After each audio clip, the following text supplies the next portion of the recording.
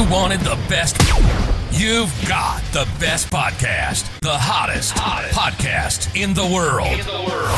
The Chris Voss Show, the preeminent podcast with guests so smart you may experience serious brain bleed. The CEOs, authors, thought leaders, visionaries, and motivators. Get ready. Strap yourself in. Keep your hands, arms, and legs inside the vehicle at all times, because you're about to go on a monster education roller coaster with your brain. Now, here's your host, Chris Voss. Hi, folks. It's Voss here from the ChrisVossShow.com. There you go, ladies and gentlemen. Welcome to the big show. We certainly appreciate you guys tuning in. Thanks for being here. As always, the Chris Voss Show is a big family that loves you, but doesn't judge you, at least not as harshly as maybe some other people in your family. We're this family that's just loving and joyous and huggy. Unless you're evil, then we might put you in the back and children's table for a little while. So learn to be better. But that's what's so great about our show. We have these amazing people on the show that come talk about their stories, their adventures, their journeys, the things and lessons they've learned in life to let you know that, number one, you're not alone. Number two, how maybe they figured out how to figure out life so that you can figure out life too. And stories, as we always say, are the owner's manual to life. We have another brilliant gentleman on the show with us today. Mike Kuczkowski is on the show with us today. We're going to be talking to him about his experience, his insights, his company, what he does, how he founded it, and all that sort of great stuff. Leadership, entrepreneurism, how to build better companies, all that good stuff. Mike has more than 25 years experience in communications, management consulting, journalism, and politics. In 2014, he founded Orangefiery. I was going to do what we were joking about earlier with the mispronunciation. Orangefiery, a firm that combines strategic consulting and communications to help clients solve business problems and drive change. Welcome to the show, Mike. How are you? Doing well, Chris. Thanks for having me. There you go. Do we get all the pronunciations of Orangefiery and Mike right? Yeah, I mean, obviously there's a connection between the two. You wouldn't want to name a firm Kuczkowski Partners, so we chose to go a different direction. I just didn't anticipate that the fiery would be a stumbling block for folks either. You know, everyone's got a different way of pronouncing everything, as I found from all the guests we've had on the show. So give us your .coms. Where can people find you on the interwebs? Just orangefiery.com, which is, like it sounds, orange the fruit, FIERY.com. There you go. Use that same name to find us on LinkedIn and Twitter and other places. There you go. So an imagery would be, it's oranges on fire. Maybe. It's kind of a funny story. So I literally did want to avoid Kuczkowski Partners because I would never be found by anybody if I was doing business under my surname. And I'm a big fan of the James Joyce book Ulysses. And so I'm literally flipping through pages to find a word that hasn't been used. And I stumbled on Orangefiery in a passage that had to do with communication. So that seemed to fit. And then the URL was available, which is a key thing in organizational naming, as I'll tell you, since we do naming. It's hard to get the names anymore because all the good names are taken, and exactly. It seems like every name's taken. Like you just have to make up a name. There's some broker anticipating that you're going to start Chris Voss Consulting 2024, and they probably would charge you $5,000. Here, let me go on GoDaddy real quick. So give us a 30,000 overview of what you do there at your company. I mean, just to give it, if I can, a little more background on me. I was a journalist for about 6 years and worked in politics for 2. I often joke that the second part should count longer because it's like dog years being in politics. But the last 25 in PR agency life. And, I saw an opportunity. Everybody in communications is often trying to change what companies are doing.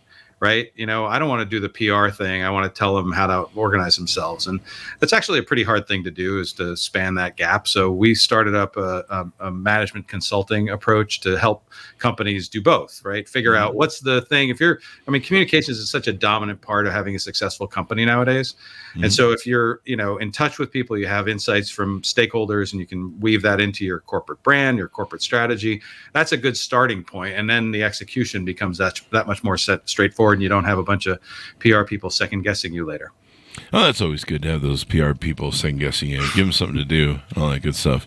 Let me ask you this: what prompted you to launch this company? What was your life journey like that you were going through in life, and what motivated you want to do that? It's kind of funny. I mean, I had been a senior executive at a big PR firm and watched it grow. And I had a particular point of view about this connection between consulting and really doing research-based work on messaging and branding and stuff like that, and having that be the centerpiece of a business. So I started up a business within that bigger PR firm And, I thought we were doing great work, but we weren't profitable. We had like 3-year runway to be profitable. And, the bosses of me at that time were like, no, we really can't have red on our ledger. We want to make sure that we're profitable right away. And so there was a decision to, abandon that. But I really liked the business. It was I thought, good conversation with clients. People seemed to get it. People seemed to understand how important communication strategy, public affairs strategy, all these different, sort of silos of communications within their organization were to shaping their future. I did a couple more years at that place and ran one of their offices on the West Coast. And we sort of both decided it was time for me to go try the thing I really wanted to do. There you go. And you founded the company and off you go. What was the hardest thing you found when you started your company to try and do? Was it getting clients or learn entrepreneurism or? I think I'd gotten a really good schooling in a number of aspects of this where I worked previously. So I'm grateful for that part. I think, understanding how to get enough clients to make the business work and how to kind of, balance talent, having the right people and enough of them to get the work done. There's a lot of ups and downs in this business. So cyclicality. And when I have a tendency to be a little bit more, I would say, a serial monogamist, I'll go and get a client and get very deep in with them and really take them on a journey and from strategy to execution. And then, at some point they won't need that anymore or something will change. And then I'll have to go find another piece of business to work on. And that's the way it's been working. I need to get better about lining up a pipeline, but we're not big on client churn. We really value those relationships. And so that's kind of the biggest learning and struggle is it's really good to be getting new business while you're doing business and growing in that way. And it's not always easiest to do.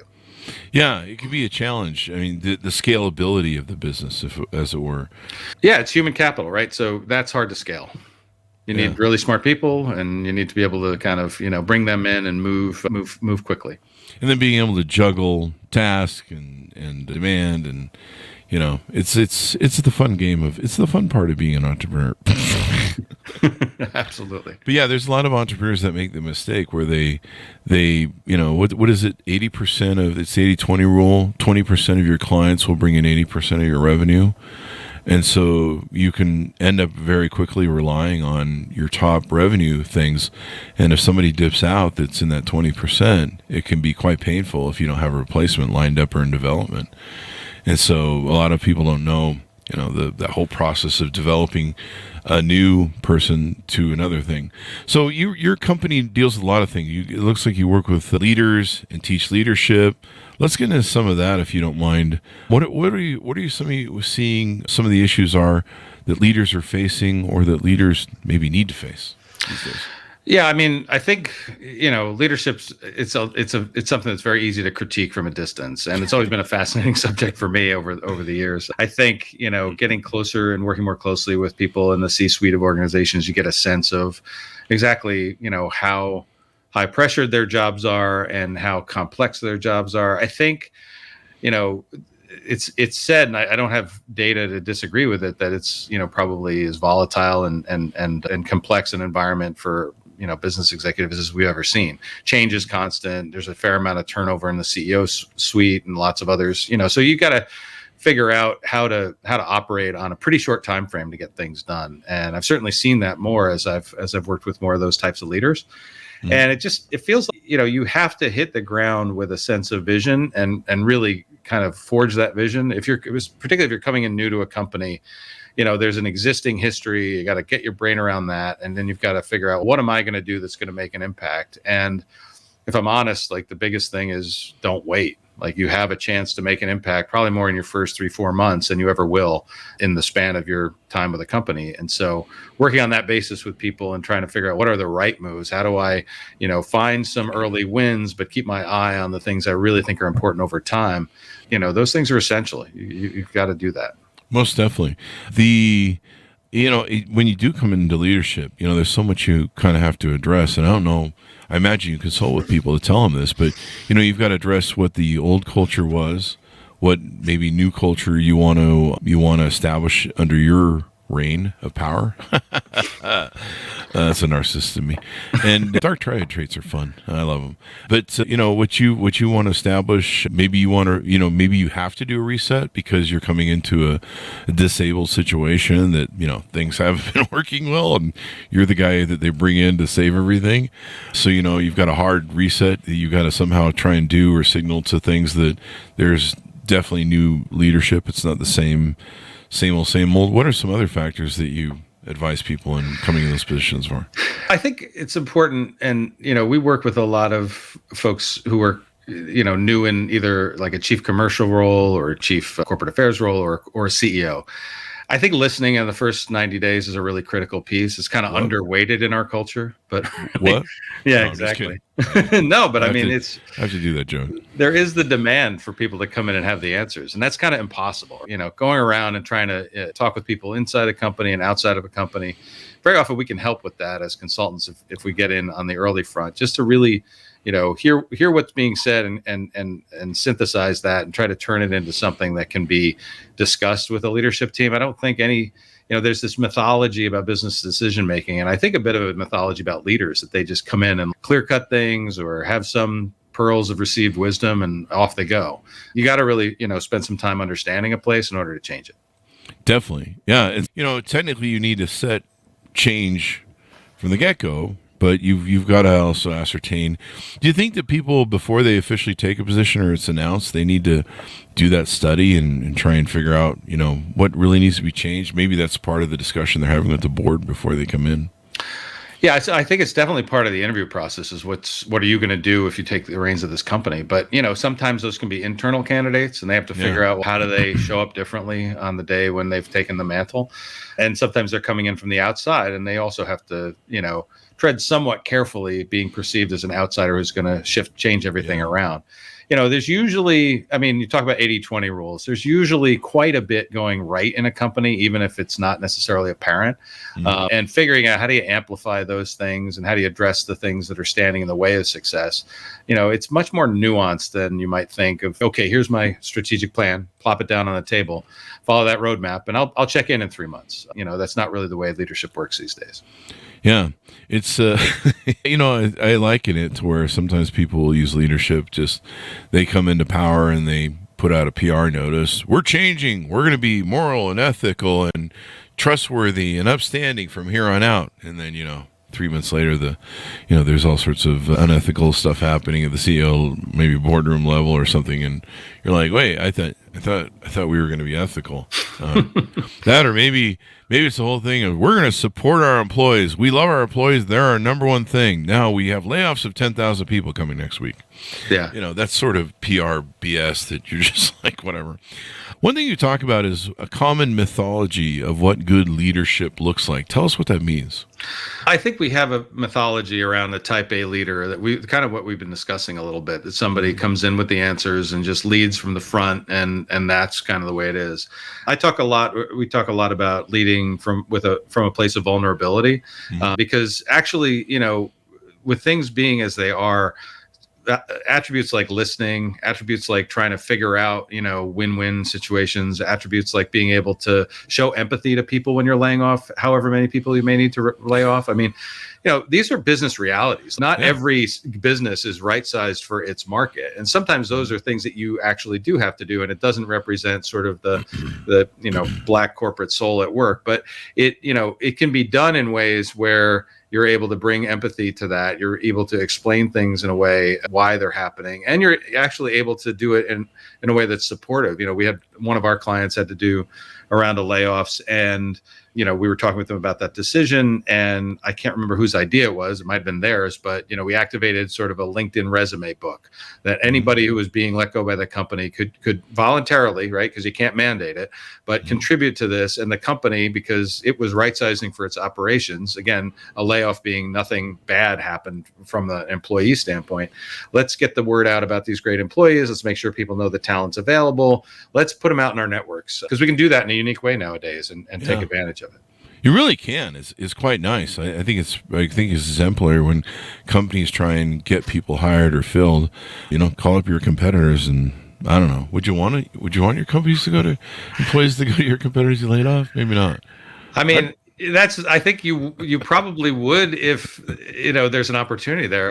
The notion of competition's if you're not succeeding at something, you got to do some soul searching. If your competitors are beating you have to figure that out. They're probably going to go to your competitors anyways. Yeah, this gives me a Trojan horse idea. So instead of doing layoffs, you pretend like you're laying them off, but you keep them on some sort of subsistence salaries, and then you send them your competitors, so they'll just go sabotage them with the poor work they were doing at your company. I think there might be some SEC violations in there, but sure, yeah, there might be. Give it a try. Might be. I mean, Steve Jobs pulled that one cool trick where he got everybody in Silicon Valley to limit people's hiring and pay. They did get sued, but he was gone by then. He seems to have survived it with his reputation. But no, there's probably some sort of. I have some Machiavellian problems. Can you tell? I can tell. Yeah. But they're healthy in some ways, unhealthy in others. So one other thing you talk about is how leaders can see better around corners. That's the thing I think as leaders we're always trying to do. We're trying to see the future. We're trying to see new innovations. We're trying to see, we know there's usually a limited run of whatever we built is going to, run profitably for a short while. And then there's going to be market changes or politics changes. Sometimes there's going to be personnel changes, financial changes. There's any one number of things that can hit you, crisis, PR failures. There's a million ways to die in this business now. So how can leaders see better around corners? How do you define that too, and seeing around corners? I give you my definition.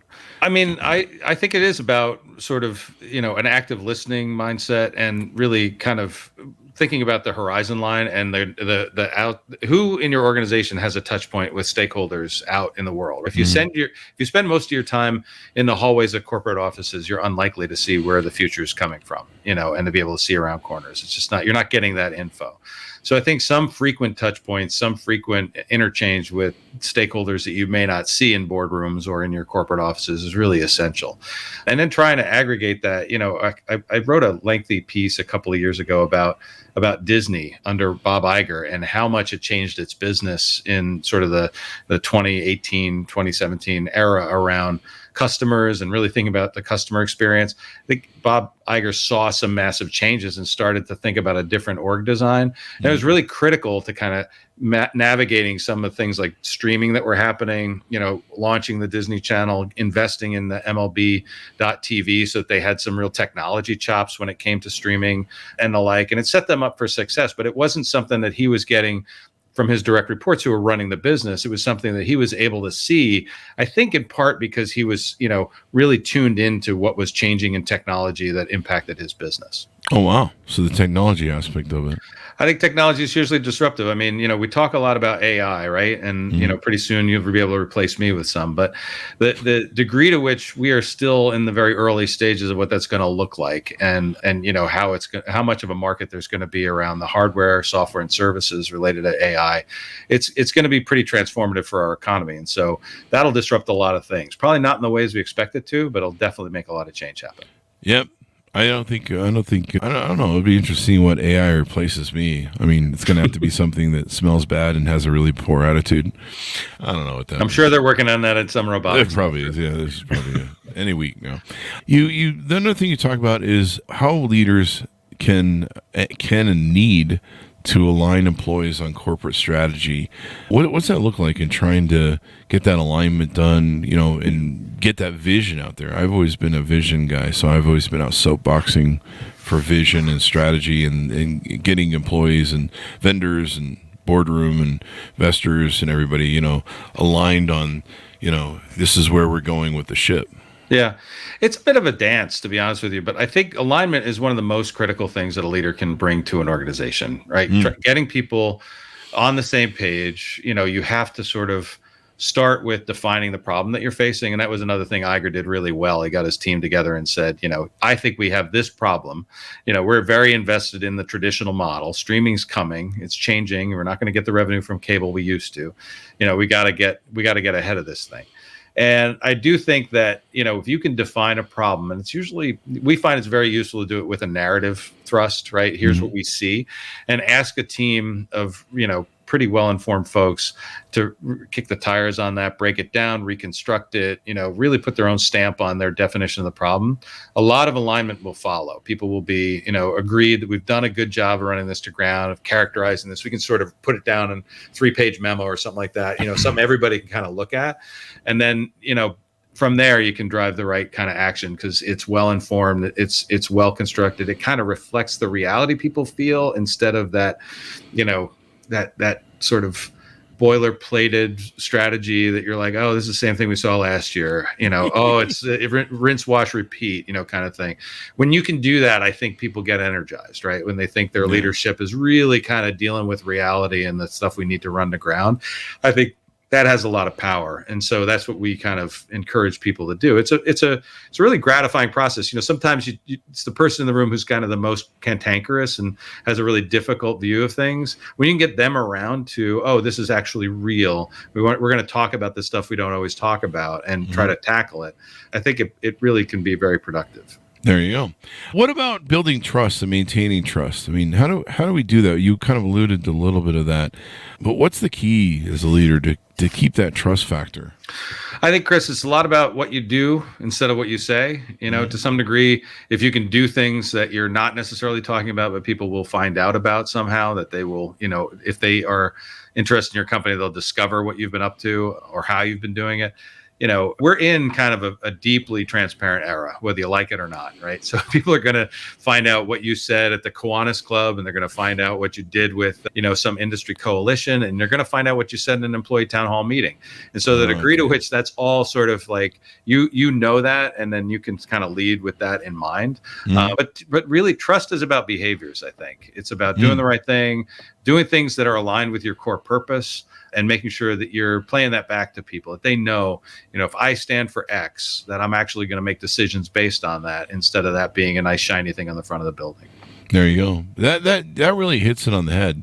I tried talking about this in my book where, you've got to walk the talk, and you can't just put out PR memos of we're ethical now and then behave unethically. They're like, why is the CEO in Vegas with cocaine and blow and hookers? I thought we were being ethical this week. That sort of thing. And, it's walking the talk and being that vision. What do you think about servant leadership? I'm writing about servant leadership in my new book, interviewing CEOs. It seems like a lot of that in building trust with people comes from having that servant leader sort of mentality. Yeah, I mean, I think that's consistent with what we talk about when we talk about, vulnerability as a new model for leadership as well. Yeah.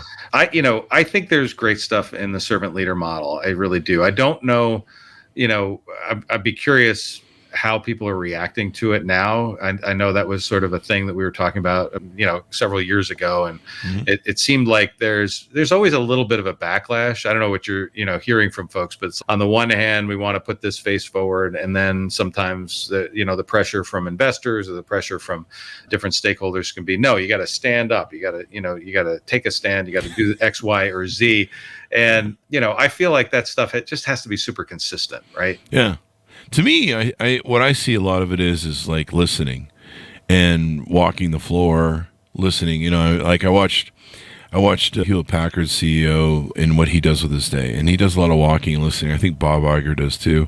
Just touching with people and basically checking in with them, and letting them know that you care, that you listen. I think people get a sense, regardless of how authoritarian or Machiavellian you are, like someone like me, people still get somewhat of a sense that I care, which amazes me because I don't. No, I'm just kidding. It's interesting because I come at things, at least historically, I started my career, I'm like, oh, if you build the perfect communication system, Chris Voss won't refer to it as bad PR. It'll really work, right? And it'll help organizations be more effective and just generally better. And every time you look at this, different researchers have looked at this, the role of a leader is such a critical component in all this. Like they tried to separate this out. If we have a strong internal communication system, we have a leader, and they're kind of unrelated. They're not. So having a leader that sort of it participates in the kind of leadership by walking around, but also in some of the internal communications activities, town hall meetings, other things, whether it's an employee newsletter and the rest of it, that you can kind of see where's their thinking, what's their action that supports it, and the rest of it. Am I on track? That internal communication system it's only as good as the leaders involved in running the company. Yeah, and I like running my own internal communication system, and I find what I have to communicate is not an I company message. It's like, yeah, I'm leading, and here's what I'm doing, and here's why this is important to you, and this is why this serves the community or the company. And I'm not just being an authoritarian person stomping out this or that. There's a reason behind it, and here's why. And I've always kind of done that where I explain things to people so they understand the reasoning behind it. So I'm just not barking orders at people or, correcting people. It's here's why we don't do this. Does this make sense to you?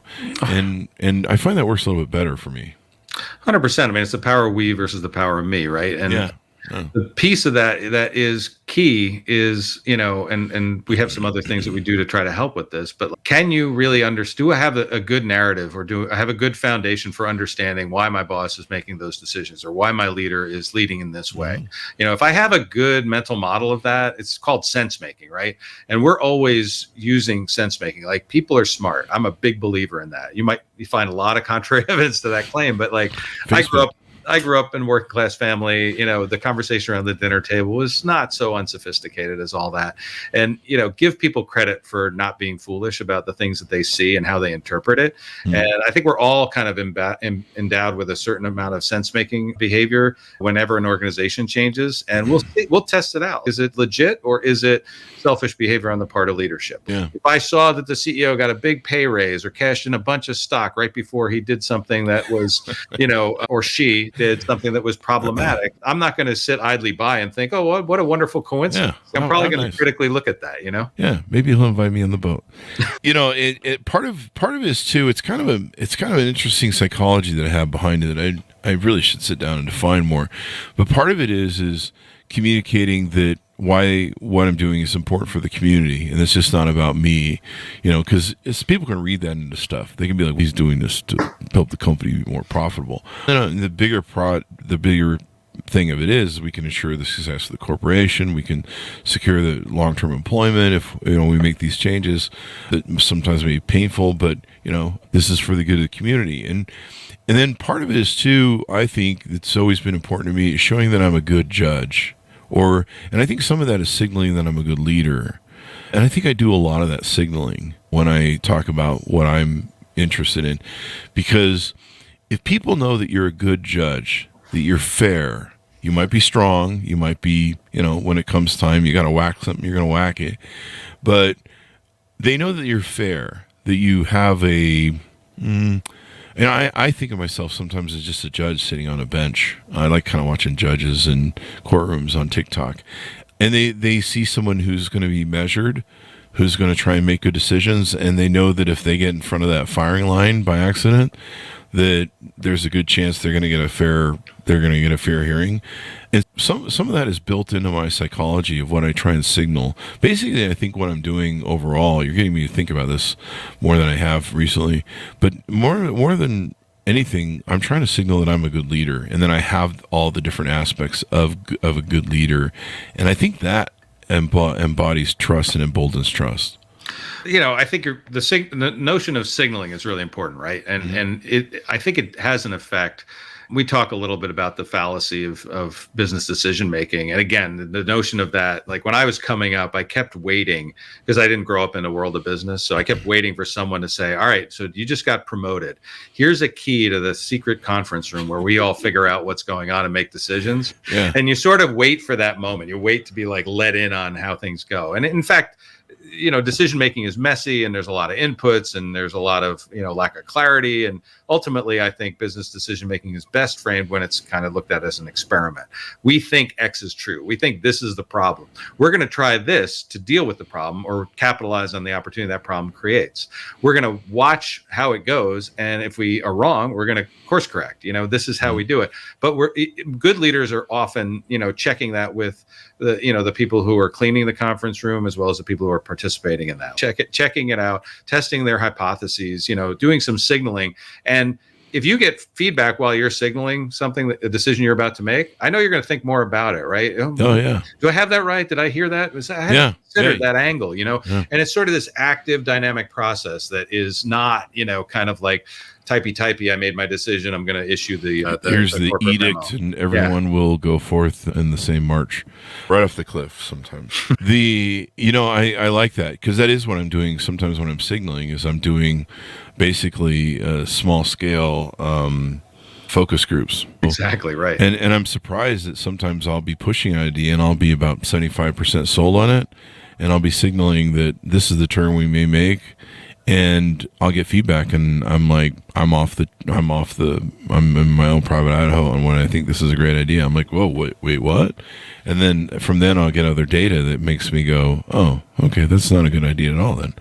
But yeah, doing that pre-signaling and stuff. But yeah, to me, a lot of what I do is I'm always, if there's a chance for me to wave a little flag that says, here's what we're doing, and we're doing this because I'm a good leader, without coming off as completely narcissistic and Machiavellian.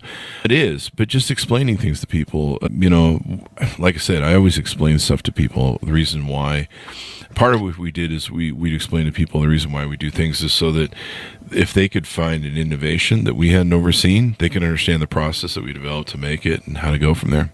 Yeah. So let's move over to your company. Let's talk about it. Actually, could I pause 1 second? Yeah, please. So you reminded me of a study we once did that was, I thought, kind of eye-opening, because we were asked to help redo the intranet for the like the internal website for a major pharmaceutical company. And we did a bit of we did focus groups, we did some research, we did some benchmarking against other companies, but we wanted to check and see what was the information people wanted most out of the, intranet, and what did they get?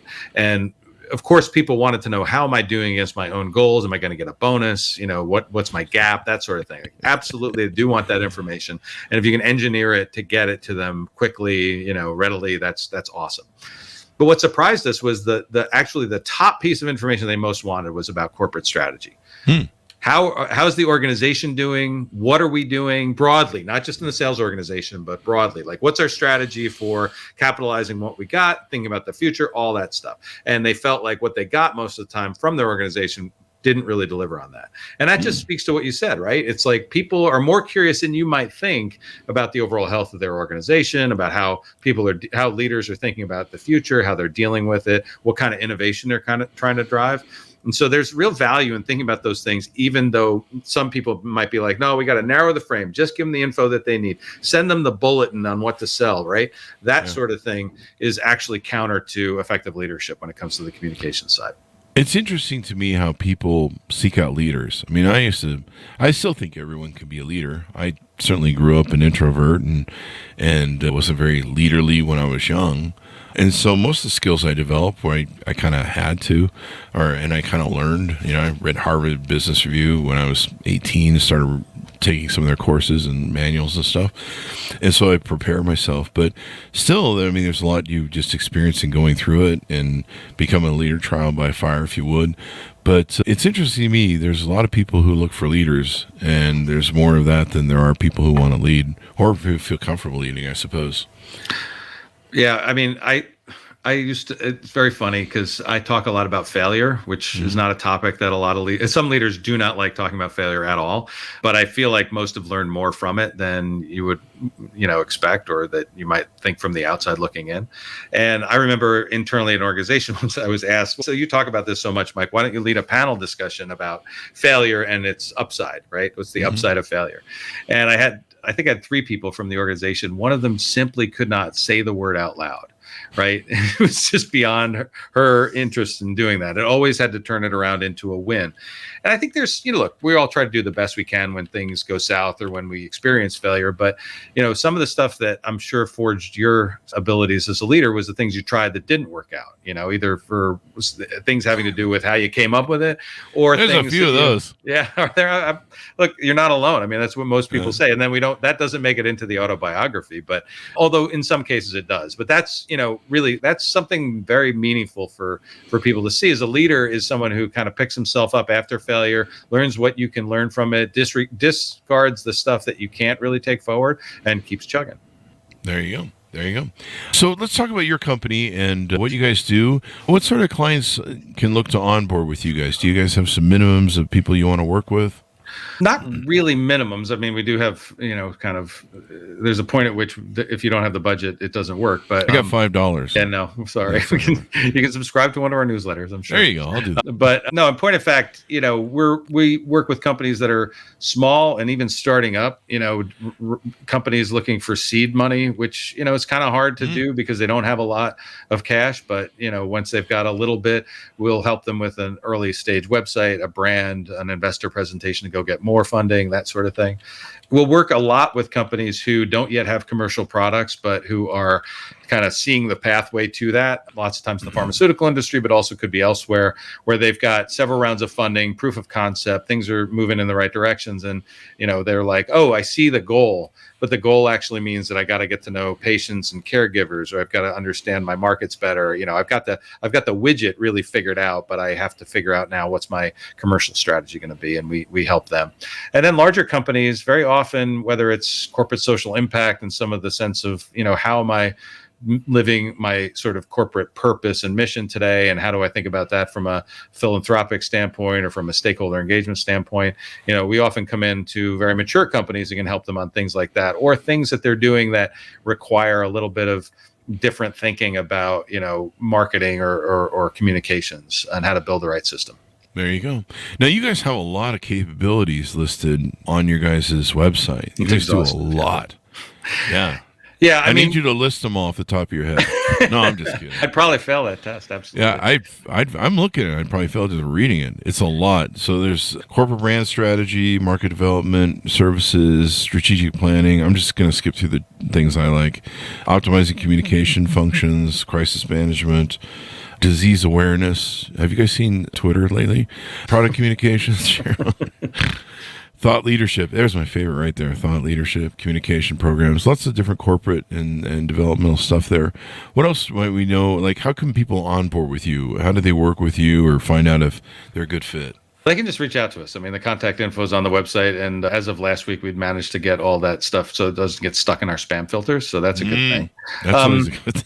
And look, Chris, I want to explain how can, we're a pretty lean organization. Let me put it that way, right? Mm-hmm. I think we've got a theory on communications that allows us, and strategy that allows us to kind of take this approach. And if you got a problem with brand strategy, we do branding. That's great. But if you've got a problem with your go-to-market, we have a market development approach. If you've got a organizational change initiative that you've got to get done, you're reorganizing around new business units, you got to get people on board with that. Like the similar problem definition, what are we doing? What's our vision? What's our goal? And then how are we getting it done? We can sort of point that approach to a number of different problem sets and have success with that. When I was just starting the company, I had this big flip chart paper, and I said, here, we could do this, we could do this. Most of the things you listed off were on that list. Mm-hmm. And then by about year 4, we'd actually done many of them. And I was like, okay, so the theory holds, and it's been really productive work. Okay. Cool. So it sounds like you guys customize stuff really well. You can hone down to just about whatever a company might need. That is one thing that you should know. Anybody who wants to work with us should know. It's like we're going to want to make sure that we're involved in figuring out what we're doing and why. It's not something off the shelf. We don't have a stable of people smiling and dialing media relations wise, like you might expect at certain PR firms. And that's, that's all good. But we definitely are trying to do something that, let's say we want to work on the toughest problems our clients have. So let's put it that way. There you go. And fix them. So thank you very much for coming on the show. We really appreciate it, man. Yeah, my pleasure. Thanks for having me. There you go. Give us the .com one more time as we go out. Yeah, it's orangefiery.com. Orange, ORANGEFIERY.com. There you go. I think you should have an orange mascot who runs around, and it says fire shooting at the back of the orange. That would be like Otto, the mascot of Syracuse University, where I got my undergraduate and graduate degree. Oh, fun. He just follows you everywhere. Exactly. When you go places. So we welcome it. Thank you very much for coming on the show, Mike. Thanks for audience for tuning in. Go to goodreads.com/Chris Voss, LinkedIn.com/Chris Voss. Chris Voss, one of the TikTokity. You can buy me a cup of coffee at buymeacupofcoffee.com/Chris Voss. Thanks for tuning in. Be good to each other. Stay safe. We'll see you next time. That should have a